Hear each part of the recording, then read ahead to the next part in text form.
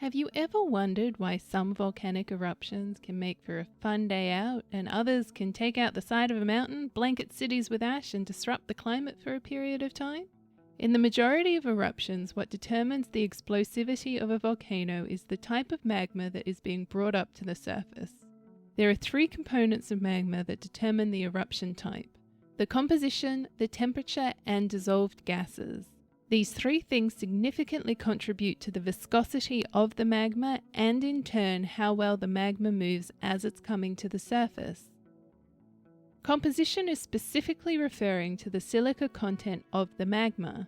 Mafic magma has a lower silica content, 50% or less, intermediate sits around 60%, and felsic magma has over 70% silica content.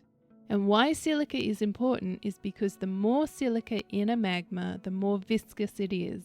This is because as the magma begins to cool, silica minerals begin to form relatively quickly and start to form long chains in the magma. These chains make the magma more viscous, so the more silica that's present, the more viscous a magma will be. A mafic magma is going to move a lot more freely than a felsic magma. Intermediate magmas can go either way depending on the amount of silica. How relatively hot or cool a magma is can also affect its mobility. Think of cold honey versus room temperature honey versus heated honey. The heated honey is the one that moves a lot more freely compared to the other two. Mafic magmas and lava are usually a lot hotter and therefore more fluid than felsic and sometimes intermediate magmas and lavas. All magma contains various amounts of dissolved gases. What can happen in this situation is that the pressure exerted on the magma by the surrounding crust keeps all the gases dissolved. However, as the magma rises or the containing rock begins to fail, the pressure is reduced and the gases begin to be released.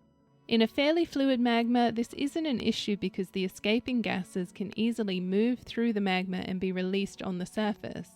But if you have a more viscous magma, it's a lot more difficult for the released gases to escape. The further the magma itself moves or the more the containing rock continues to collapse, the more gases are released.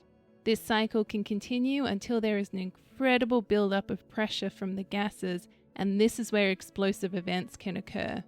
The magma and sometimes the surrounding rock can be blown apart as the gases are finally expelled, and this creates ash clouds and pyroclastic flows.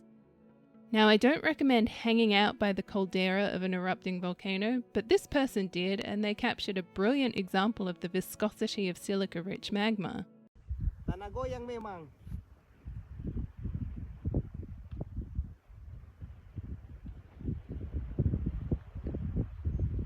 Dipembak magmay, taang ka, taang ka.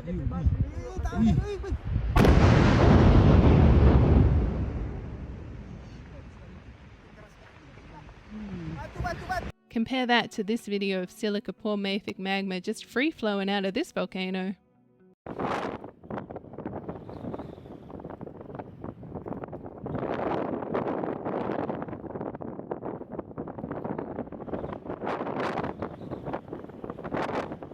Now, it is important to keep in mind that the lava produced by volcanoes can fluctuate between mafic to intermediate or felsic to intermediate, and the eruptions themselves can fluctuate between mild and explosive depending on the degree of volcanic activity. If the rising magma hits a body of water, it will be explosive.